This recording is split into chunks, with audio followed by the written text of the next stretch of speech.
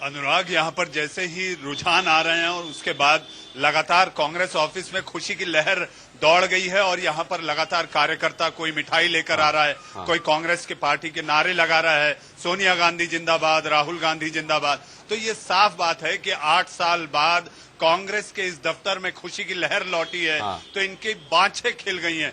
कांग्रेस कार्यकर्ता खुशी से उछल रहे हैं, मिठाई बांट रहे हैं, सड़क पे आने जाने वाले हर व्यक्ति को रोक रोक कर मिठाई खिला रहे हैं, मुंह मीठा कर रहे हैं, क्योंकि अब दोबारा ऐसा नजर आ रहा है, जो तस्वीर अभी दिख रही है अनुराग, उससे ऐसा लगता है कि ताज जनता ने कांग्रेस के सिर बांधा है। कांग्रेस के सिर बांधा। और मेरे पे भी इतना असर त्यागी जी का और रामजतन सिन्हा जी की बातों का हो गया है कि मनीष अवस्थी, मनीष तिवारी में मैं फर्क करना भूल गया थोड़ी देर के लिए। अच्छा, ये बताएं मनीष अवस्थी, वहां से आप हमको कि जो जनता का रुझान है वो हमें साफ तौर पर मिल रहा है। अब शुरुआती रुझानों के तौर पर आप काफी दिनों से मनीष अवस्थी वहां पर हैं।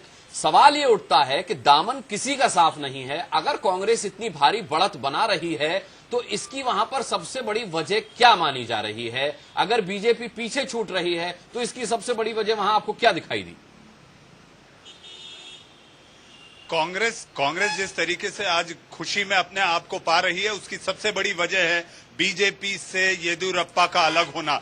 बीजेपी से येदियुरप्पा का अलग होना ही कांग्रेस लेकिन मनीष तो मान ही नहीं रहे थे, बीजेपी वाले तो मान ही नहीं रहे थे। मनीष, बीजेपी वाले नहीं मान रहे थे कि येदियुरप्पा के अलग होने से कोई फायदा होगा, बल्कि इन्होंने कहा कि भ्रष्टाचार पर जो स्टैंड हमने लिया है उसका हमें फायदा मिलेगा।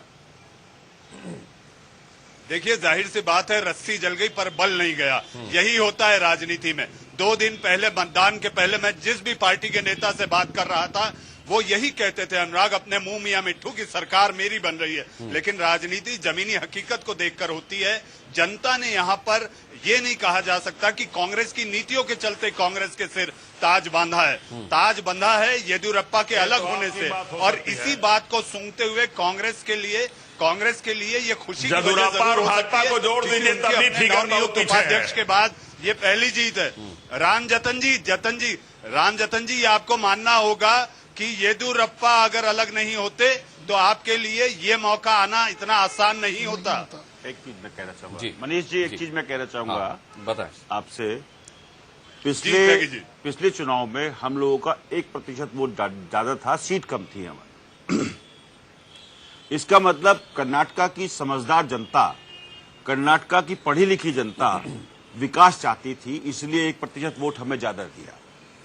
अब कांग्रेस का विकास देख करके पिछला वाला और भारतीय जनता पार्टी के सारे कार्यकलाप देख करके जिस तरह से कर्नाटका पीछे गया इस 5 साल में, उसको देख करके कर्नाटका की जनता ने ये पाया कि कांग्रेस ही बेहतर शासन कर सकती है, कांग्रेस ही बेहतर विकास दे सकती है, कांग्रेस ही बेहतर तरीके से विकास में सभी जाति, सभी धर्मों और सभी को साथ लेकर के उस विकास में भागीदारी दे सकती है।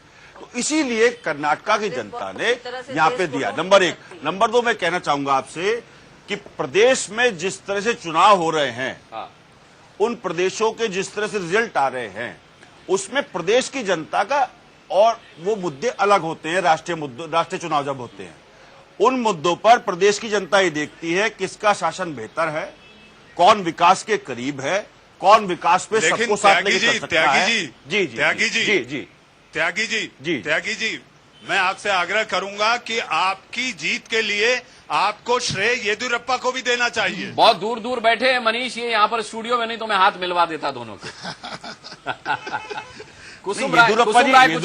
येदियुरप्पा जी भी वहां पे एक बड़े स्टॉलवर्ट नेता है, इसमें कहीं कोई दो राय नहीं है। लेकिन ये सुशासन की जीत है, ये विकास की जीत है। और कर्नाटका को आगे ले जाने के लिए कांग्रेस को इसलिए साथ लिया गया है कि कांग्रेस ही कर्नाटका को आगे ले आकर करके पहले पायदान पे, पूरे प्रदेशों के पहले पायदान पे विकास के मामले में। मनीष, आपसे पूछ लेता हूँ, कितना सुशासन और कितना विकास कांग्रेस के नाम, जी, कितना विकास और कितना सुशासन वहां कांग्रेस के नाम जनता के खाते में है? नहीं, अनुराग, त्यागी जी से ये पूछिए कि भले ही कांग्रेस जीतती दिखाई देती है, लेकिन मुख्यमंत्री कौन बनेगा, इस किचकिच को कैसे पार पाएगी कांग्रेस? मैं इसका जवाब देता हूं मनीष जी। जितना मैं कांग्रेस के बारे में जानता हूं और प्रजातांत्रिक ढांचे के बारे में जानता हूं देश के, सोनिया गांधी फैसला करेंगे। निश्चित रूप से कांग्रेस के विधायक दल की बैठक होगी। उस बैठक में शीर्ष नेतृत्व की तरफ से पर्यवेक्षक जाएंगे, हमारे केंद्रीय पर्यवेक्षक जाएंगे। उन परीक्षकों की रिपोर्ट के आधार पर शीर्ष नेतृत्व हमारा फैसला करेगा कि कौन हमारा चीफ मिनिस्टर होगा।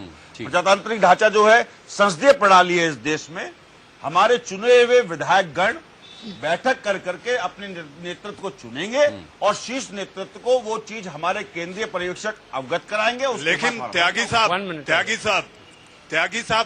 त्यागी साहब स्वाभाविक तौर पर मुख्यमंत्री कर्नाटक प्रदेश कांग्रेस कमेटी के अध्यक्ष को बनना चाहिए, क्योंकि उनके नेतृत्व में पार्टी ने जीत का सेहरा हासिल किया है।